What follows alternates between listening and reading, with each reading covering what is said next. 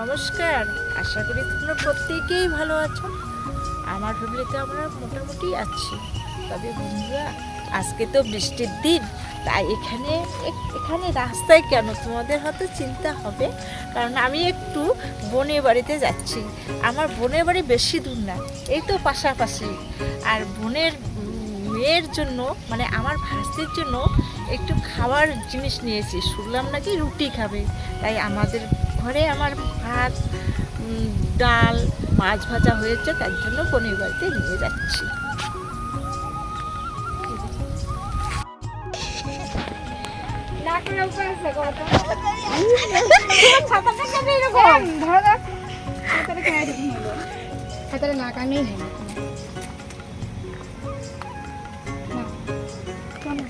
চলো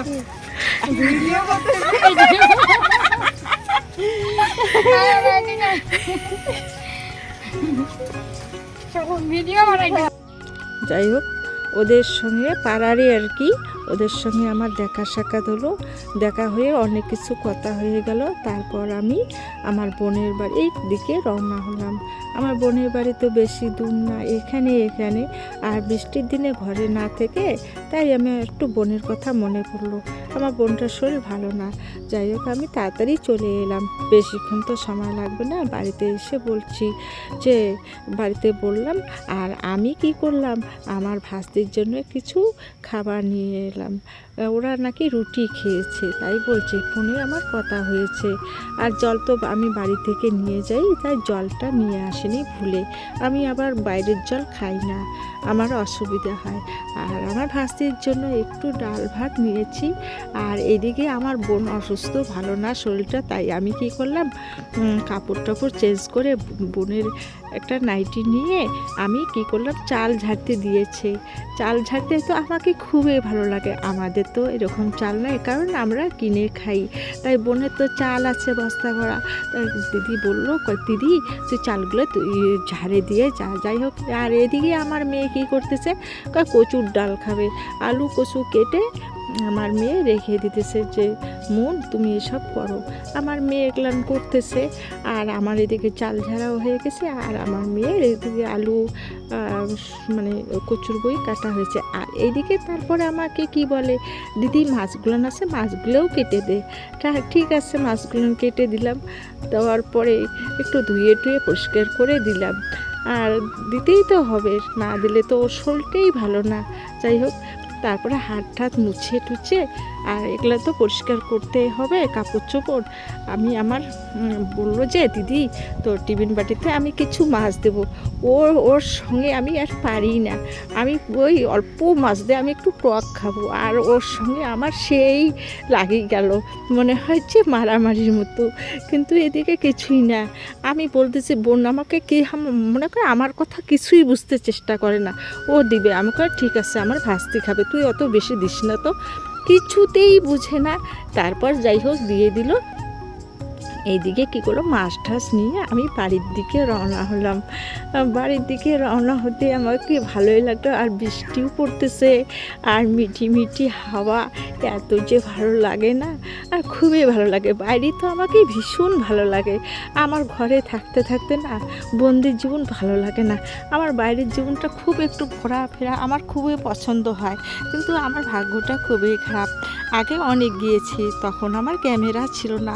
আমি অনেক পিকনিকে গিয়েছিলাম বন্ধুরা, কিন্তু সত্যি আমার হাতে মুখের কথা না, সত্যিকারে গিয়েছিলাম। কিন্তু আমার তখন এমন দুর্ভাগ্য, তখন একটা ক্যামেরাও ছিল না।